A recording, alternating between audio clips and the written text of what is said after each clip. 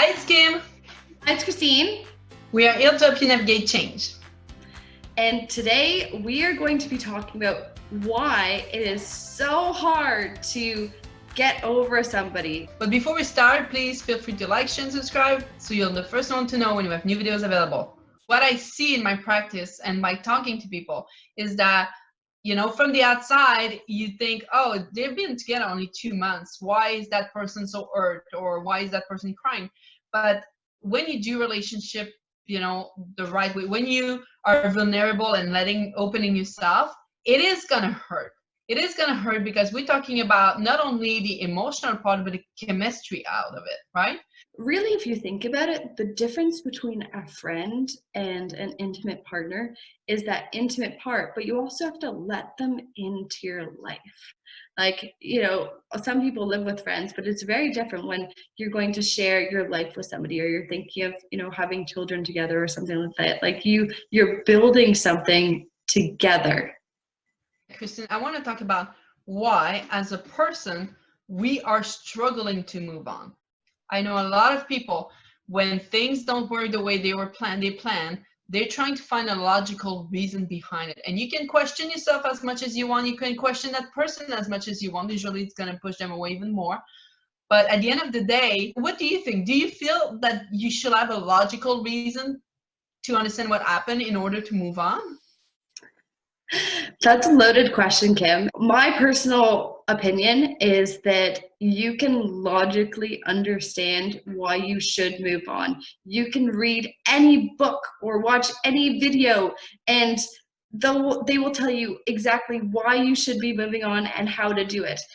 But at the end of the day, it isn't logic that you have to work through and understand. It's emotions that you have to process, and the idea that you were emotionally attached to something and you now don't have that anymore. You don't have that sense of safety. You don't have that person that you were relying on. They're gone. So it takes a lot longer to deal with your emotions, I feel.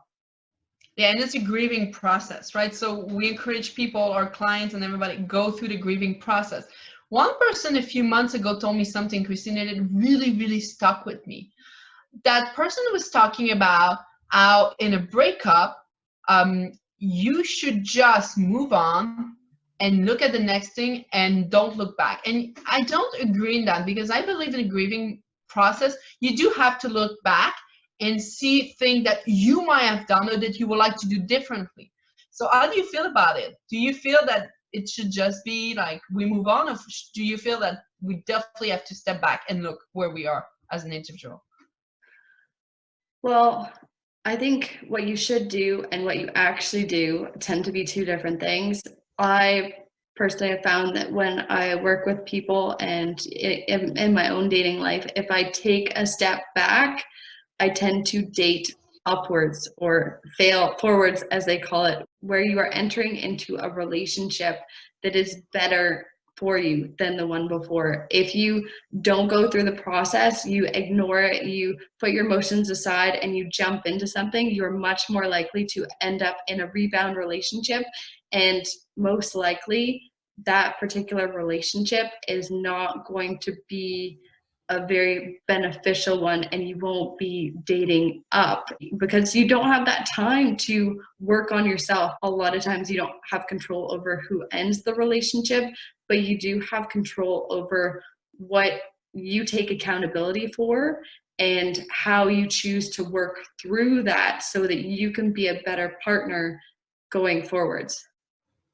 I love what you said about dating apps, and that's another thing too I wanted to mention is that if you look back at your dating life, I mean, if you've been in dating life for a little while, look at the people you have attracted, and you can see if the quality, the person is getting closer to the person you really need and look for, or if it's the same pattern coming back, and that's a good time to analyze that. The other thing I want to bring to our viewers' attention is the idea of the right now person, or the person that best serves us at a certain point in our life. So the person that you were with or are with could be amazing for right now, and as you evolve or as they evolve, there just might be a natural split in the relationship in terms of what you want or who you are. If you take that time out, you can really evaluate where you are right now so that you can choose a partner that will best fit you for your current situation.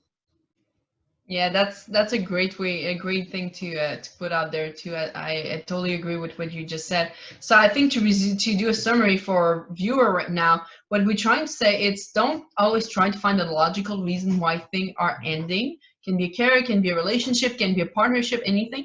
Don't always try to see only the logical behind it, but take time to process it. Process it with your heart, with your intention, reflect on it, and then you can move forward and be stronger.